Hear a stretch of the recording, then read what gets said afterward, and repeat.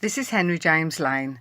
In this picture he was 8 years old, the year he was evacuated from the East End of London to the Surrey village of Merrow. This is Harry in March 2017, a couple of months before his 86th birthday. Harry has many fond memories of his years as an evacuee. In fact, he feels those years were the making of him.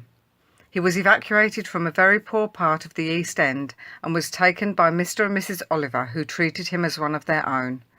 Having so many wonderful memories, we decided to take him back to see what remained of his days there. The first thing my father wanted to do was visit the grave of his Merrow parents. We searched the graveyard where he knew they were buried, and much to his delight we found the grave. Our next stop was for a spot of lunch in the village of Gomshall. Harry recalls visiting one of the Olivers' children there on many occasions. Then on to Newlands Corner, where the beautiful views sparked many happy memories. And finally to the very street where he lived, Down Road, from where as a child he was able to run straight onto Merrow Downs.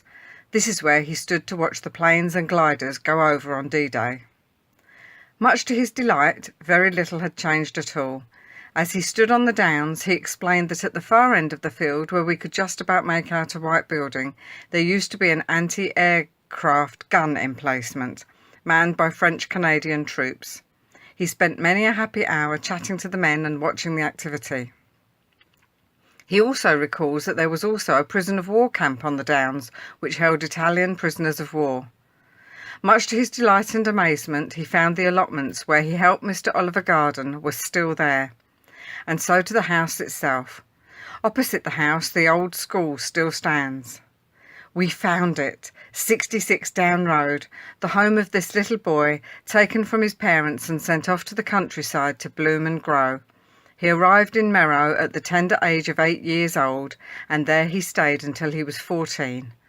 His absolute pleasure at finding the house still as it was all those years ago was a joy to see.